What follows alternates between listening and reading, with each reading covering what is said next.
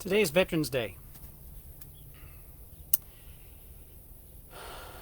Yesterday was the birthday of the Marines.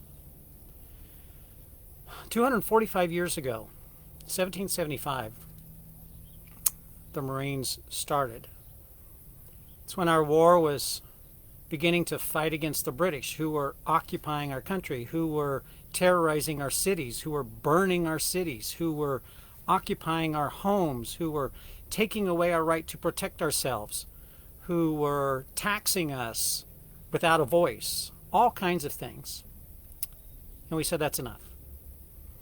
And we created a militia that turned into the Marines. So we honor them.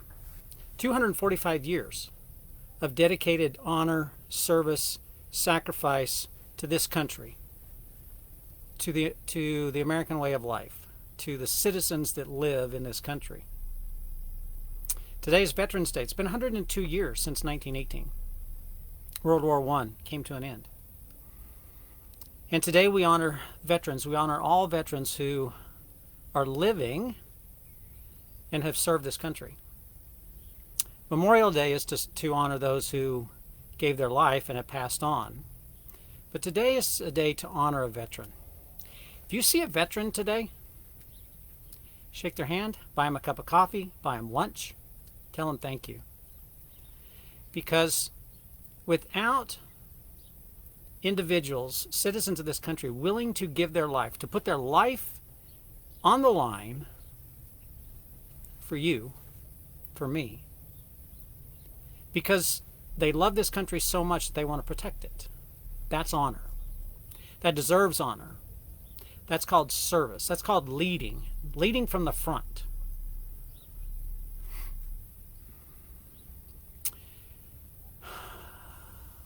And it's seen by the flag.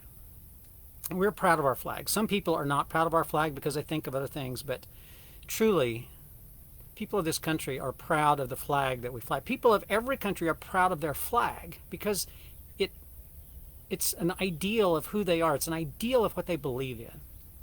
And it represents them. Our flag represents us proudly. Red, white, and blue, stars on a blue field. It represents who we are, and we're proud of that.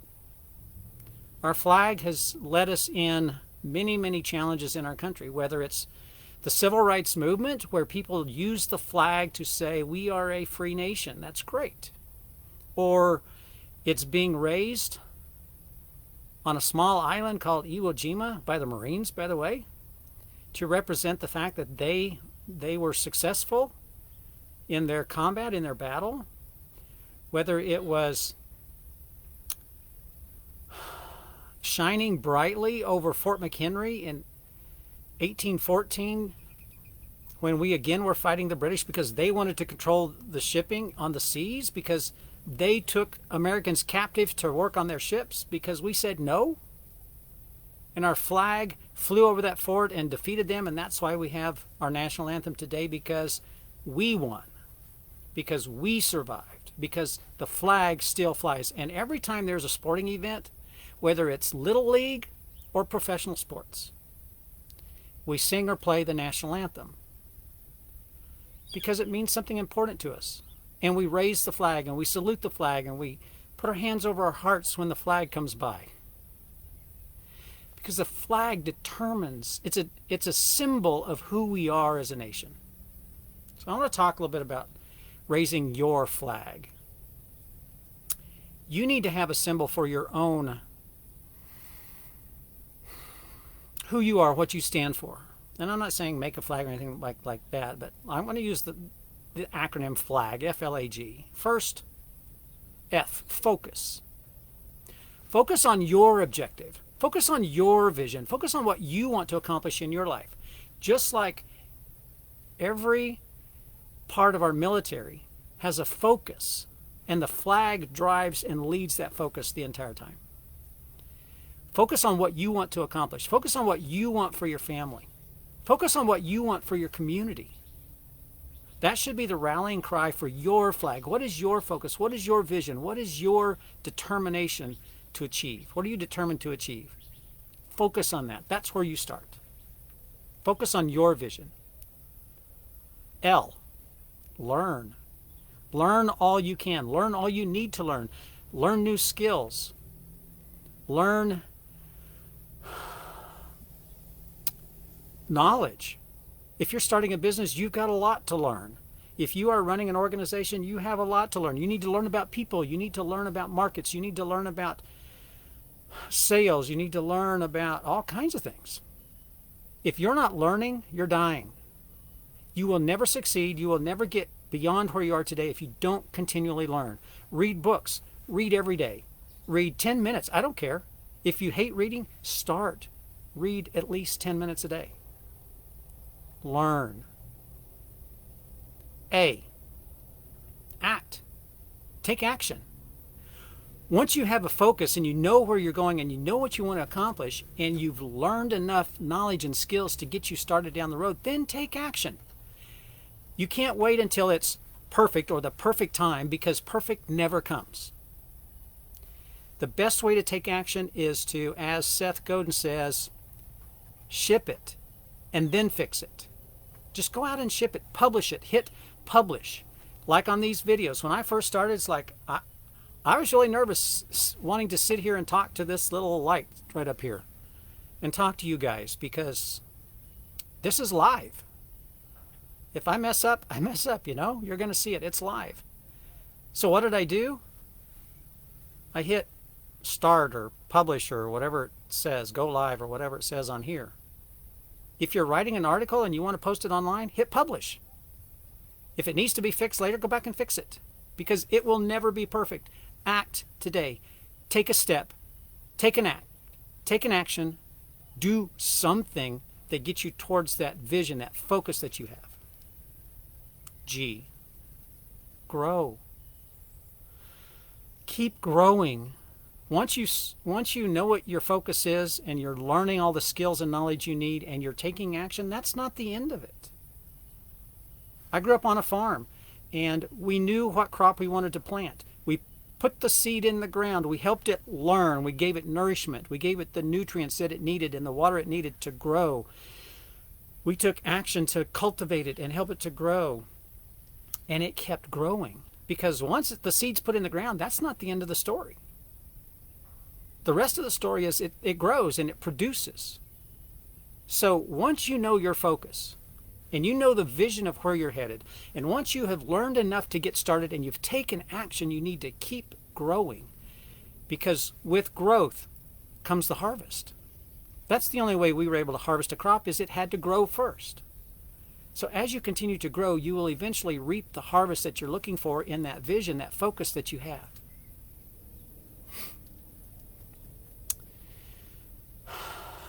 The Star-Spangled Banner was written in 1814 by Francis Scott Key, who watched the Battle of Fort McHenry.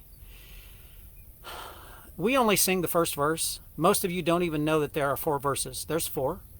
We only sing the first verse. It's just a question. He asks, oh, say, can you see? Can you, what, by the light last evening when the sun went down, we saw the flag. Is it still flying today? We just ask a question. I want to quote you the 4th verse. Francis Scott Key does an amazing thing. He watches this battle. He watches the Americans win and defeat this huge army of the British. And he thinks about the people who fought the war, who fought the battle. And he thinks all the way into the future up till today. And we're honoring veterans today. And he's talking about them today. And he wrote, Oh, thus be it ever, when free men shall stand between their loved homes and the war's desolation. Blessed with victory and peace, may the heaven-rescued land praise the power that hath made and preserved us a nation. Then conquer we must, when our cause it is just.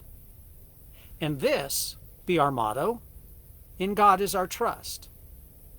And the star-spangled banner in triumph shall wave, o'er the land of the free and the home of the brave. We've had a lot of people fight behind that flag, fight because of that flag. because of what it stands for, because of what this nation stands for. And we are honoring today those free men who chose to stand between their loved home and the desolation of war. We honor them today. It's Veterans Day. Hug a veteran, thank a veteran, buy him a cup of coffee, buy him lunch. Tell a veteran thank you for their service, thank you for their commitment, thank you for their dedication, and console them for the loss of their brothers. I have 2 nephews, my wife's nephews, who have served. Michael Reagan served in the Marines, and his brother Dustin Reagan served in the Navy because their grandfather served in the Air Force, and their uncles served in the Air Force. And on and on and on it goes through the family. So, Michael and Dustin, thank you. Thank you for your service. Thank you for your commitment to the country. Thank you for the love of the flag. And thank you for always fighting for what's right in this country.